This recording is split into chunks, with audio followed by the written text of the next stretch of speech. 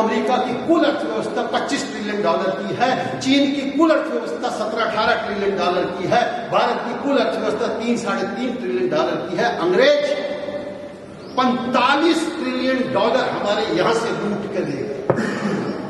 आज की पूरे विश्व की जो जीडीपी है उसका आधा तो वो लूट के ले गए, परवाह नहीं, दमन किया, परवाह नहीं। लेकिन 3 चीज उन्होंने जो सबसे बड़ी गड़बड़ करी, वो पहली यहां के परिवार को, दूसरी युवाओं में जो नेटवर्क एक नेरेटिव था कि मुझे कुछ ना कुछ काम करना है, तो उन्होंने नौकरी को प्रतिष्ठित किया।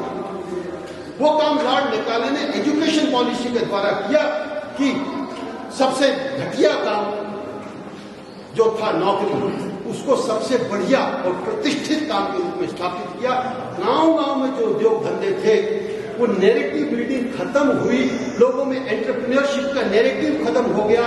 काम मतलब नौकरी, काम मतलब नौकरी, काम मतलब नौकरी।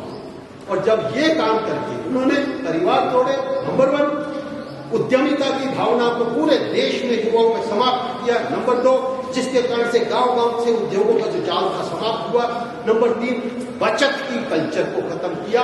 आज हम ईएमआई पे आ गए। पहले हमारी कल्चर क्या थी? तेते पांव पसा दिए, जेती लंबी सोड़, वो हमारी महत्वपूर्ण आर्थिक दर्शन में से निकली कि जितनी आमदनी उससे कम खर्च करो। हम शिफ्ट हो गए, हमें पता ही नहीं लगा, कुछ भी चाहिए ईएमआई। तो इसके कारण से जब अंग्रेज गए, जो भारत पूरी दुनिया में 30% की हिस्सेदारी रखता था, भारत की 1950 में, 1750 में वर्ल्ड जीडीपी में 30% शेयर, 1950 मात्र 200 साल में हमारा वर्ल्ड जीडीपी का शेयर रह गया 3%। आज भी हमारा वर्ल्ड जीडीपी का शेयर 3 या 4% है।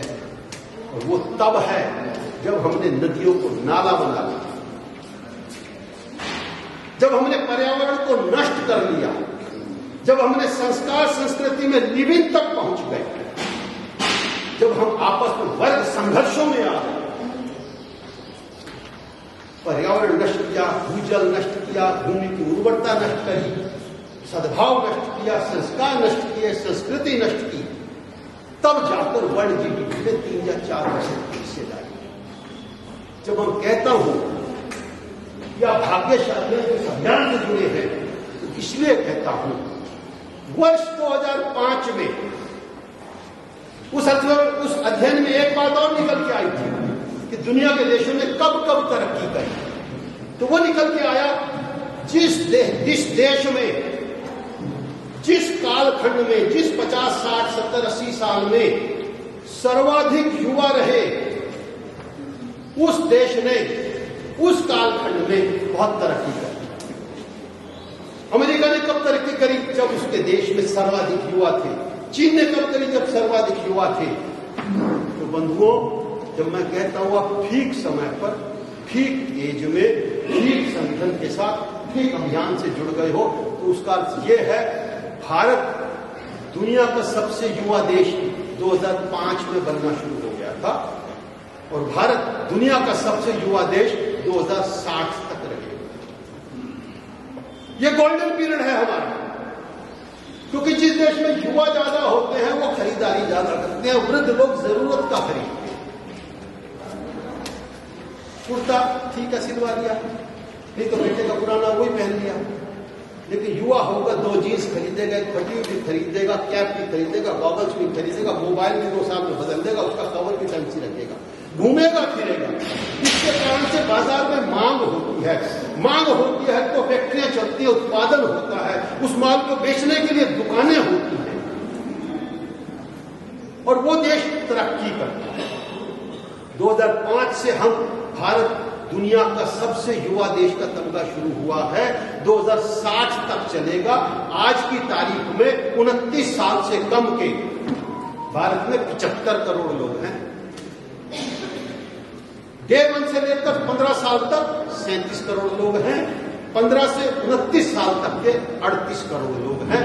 75 करोड़ लोग जो 29 साल से कम के हैं वो भारत में है। अमेरिका की कुल आबादी 34 इंग्लैंड की कुल आबादी 6.5 करोड़। भारत दुनिया का सबसे युवा देश है, नंबर 1। भारत में 100 करोड़ लोग काम कर सकते हैं, 200 करोड़ हाथ हैं, नंबर 2। नंबर 3, भारत में $1 ट्रिलियन, ये एफडीआई लोग करते हैं ना, एफडीआई आ गई, एफडीआई आ गई, अनेक शर्तों के साथ आती है। तुम अपनी ये कानून बदलो, तुम अपने पर्यावरण कानून बदलो, तुम अपने श्रम कानून बदलो, तुम अपने भूमि कानून बदलो, तुम अपने टैक्स कानून बदलो, तब वो आती है नखरे से। और जितनी आती है कितनी ले जाती है, वो भी आंकड़े चौंकाने वाले। तो एफडीआई कितनी आई 2022-23 में? एक साल में $70 अरब। और भारत के लोगों ने सोना कितना खरीदा एक साल में? $450 अरब। एक वर्ष की भारत के लोगों की सोना खरीद, जहां उत्सव है अक्षय तृतीया, दुनिया में कहीं ऐसा उत्सव ही नहीं है कि आज सोना खरीदेंगे। छोटी दीपावली, आज चांदी का सिक्का जरूर खरीदेंगे गरीब से गरीब आदमी। पूरी दुनिया में कहीं उत्सव ही नहीं है ऐसा कि चांदी खरीदेंगे। $450 अरब का भारत एक वर्ष में 2022-23 में सोना खरीदा है, $450 अरब। रिजर्व बैंक का भी कुछ दिन पहले डाटा आया था, 28 लाख करोड़ रुपए 2021-22 में भारत के लोगों में, क्योंकि बचत एक संस्कार है, बैंकों में जमा कराई। 28 लाख करोड़ को डॉलर में कन्वर्ट करो।